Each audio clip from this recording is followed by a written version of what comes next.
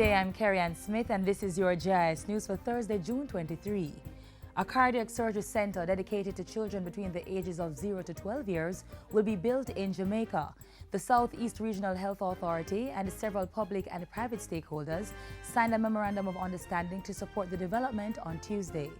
The Jamaica Children's Heart Center will be established at the Bustamante Hospital for Children at a cost of $10 million.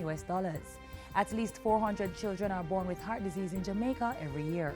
Last year, the hospital performed 41 cardiac surgeries. With the establishment of this new heart center, which will be dedicated to cardiac surgeries, the target will be tripled to at least 150 per year, and that's a major increase. This means more children who are in need of these surgeries will be able to have them done. The Jamaica Children's Heart Center is designed to offer full surgical and aftercare services. It will also offer specialized training for surgeons, nurses, and other pediatric cardiac personnel, as well as support research activities.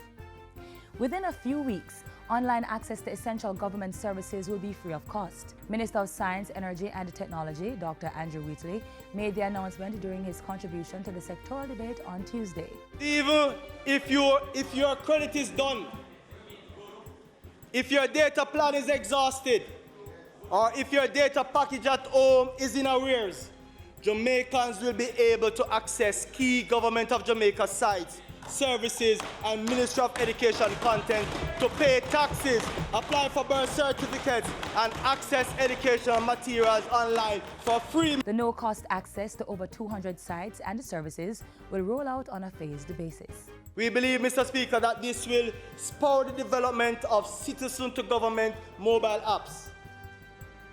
It will, Mr. Speaker, boost interaction between government and citizens. Mr. Speaker, we believe that it will broaden the tax net and improve collections, since access will now be easier and more convenient.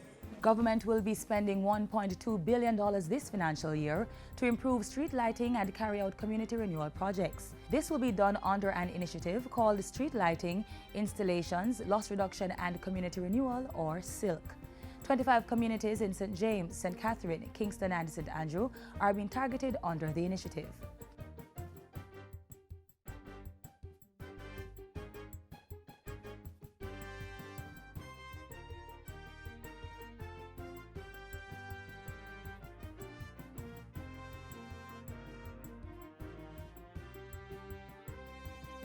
The local government ministry is putting systems in place to improve accountability and enhance service delivery at parish councils. Portfolio Minister DESMOND MCKENZIE says a land divestment committee is already in place to ensure that the sale and lease of lands held by parish councils is done in full compliance with government policies and laws. We'll be approaching the Office of the Contractor General to assist us in developing an highly efficient system of procurement for the local authorities. Minister MCKENZIE was making his sectoral presentation to Parliament on Wednesday.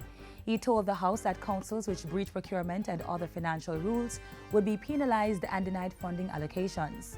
Come August, all auditors in the parish councils will be trained to facilitate a quarterly reporting system. That system will be implemented in late August. And finally, students will be required to sit a grade 9 diagnostic examination starting in the 2019 academic year. The exam will be an intermediate program of assessment before secondary students sit the CXC external examinations. This is a very important assessment because, as you know, in our high schools traditionally, this is a stage where you're trying to understand students' strengths, weaknesses, interest as they prepare for their exit at grade 11. And that's it for JIS News Today. I'm Carrie-Ann Smith. Thanks for watching.